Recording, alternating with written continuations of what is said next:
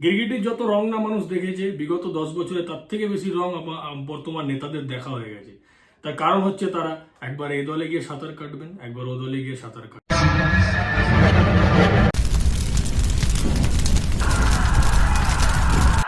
নমস্কার বন্ধুরা, আসছে দিন, আবার ভোট দিন।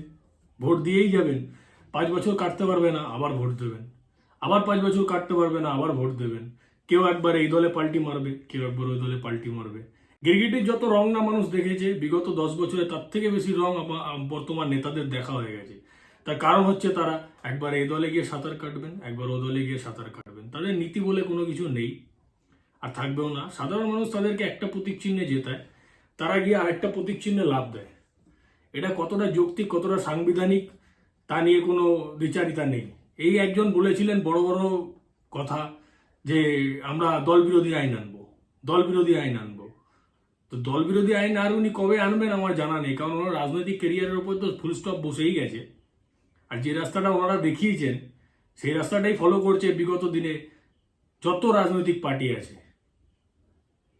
এখন তো শোনা যাচ্ছে নাকি ইন্ডিয়া জোট এখন লাফালাফি করছেন যে এনডিএ থেকে ভেঙে নিয়ে যদি আবার তারা সরকার করতে পারে। তো এই ধরনের রাজনীতি মানুষের কাছে, রাজনীতিটা এখন ওই রাত্রিবেলা বসে মিরাক্কেল চ্যানেলে মিরাক্কেল দেখার মতন হয়ে গেছে। আপনি যাবেন কোনো কমেডি শো দেখবেন, কমেডি শোতে হাসাহাসি করবেন, আর এখন মানুষ টিভি খুলে বসে হাসার জন্য।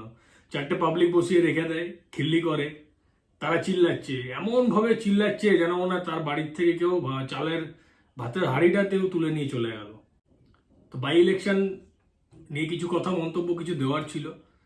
সাধারণ মানুষ হিসাবে আপনারা যে যার মতন যাবেন, যাদের ওখানে ইলেকশন আছে বা ইলেকশন হচ্ছে, ভোট দেবেন, চলে আসবেন। আপনি ভাববেন আপনি শান্তিতে আছেন, কিন্তু শান্তিতে আপনি কোনোদিনই থাকবেন না। তার কারণ হলো কেউ শান্তিতে আপনাকে থাকতে দেবে না। দেখবেন ভোটের রেজাল্ট বেরোনোর আগেই কিছু পাবলিক বলবে আমরা জিতে গেছি, কিছু পাবলিক বলবে আমরা জিতে গেছি। ভোটের রেজাল্ট যখন বেরোবে তারপরে দেখবেন এক পাবলিক নেই, আরেক পাবলিক আছে, সে বলছে কোথায় তারা।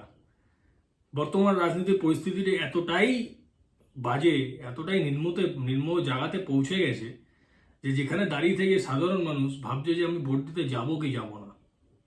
এই ধরে নিন মানিকতলাতে বাই ইলেকশন আছে, একজন তো আবার বিরোধী দলের প্রার্থী, তিনি বড় নাম, তিনি নিজের সারনেম আরেকটা অ্যাড করে দিলেন বাঙালি হওয়ার জন্য, ভট্টাচার্য। তো এটা কতটা প্রাসঙ্গিক আমি জানি না। উনি নিজেই শাসক দলের হাতে তুলে দিচ্ছেন মানে কথা বলা বা রাজনীতিতে তাকে নিয়ে সমালোচনা করার একটা প্রসঙ্গ। যে নেন আপনি আমাকে সমালোচনা করুন, আমি ভোটের আগে আমার সারনেমটা চেঞ্জ করে নিলাম, আমি এবার থেকে বাঙালি। এই যে বাঙালি অবাঙালি, হিন্দু মুসলিম, এই যে রাজনীতিটা, এই রাজনীতিটা বড়ই ভয়ঙ্কর রাজনীতি। আপনি যে কোনো দেশ তুলে দেখে নিতে পারেন, তাদের ইতিহাস কোনোদিনও তাদেরকে ক্ষমা করবে না। একটা সময় দাঁড়িয়ে থেকে আপনি হিন্দু মুসলিম করবেন, আপনি বাঙালি অবাঙালি করবেন, কোনো সমস্যা নেই। আপনি যখনই এগুলোর মধ্যে থেকে কাটিয়ে উঠে যাবেন, আপনি হিন্দু হয়ে যাবেন, পুরো রাষ্ট্র হিন্দু হয়ে যাবে, বা আপনি পুরো বাঙালি হয়ে যাবেন, তখন গিয়ে আপনি জাতিতে এসে ঠেকবেন, যেটা আগে ছিল। তুমি নিচু জাত, আমি উঁচু জাত, তুমি নিচু জাত, আমি উঁচু জাত, কণ্ঠ তোমার নাই, বেশি কথা বললে পরে ঠাই ঠাই। তো এই ধরনের রাজনীতি চলবে, বিগত দিনে আরো বেশি দেখতে পাবেন আপনারা।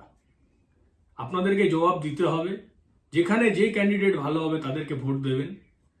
কোনো রাজনৈতিক সিম্বলের পিছনে ছুটে গিয়ে ভোট দেবেন না। আর কাকে ভোট দিতে হবে এটা ডিসাইড আপনাকে করে যেতে হবে। আপনি বুথ কেন্দ্রে গিয়ে ভাবলে হবে না যে ভোট কাকে দেবো।